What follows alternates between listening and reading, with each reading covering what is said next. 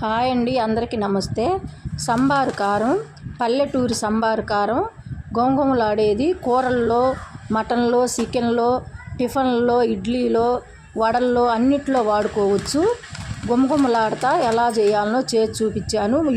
ముందు వీడియోలో ఉంది.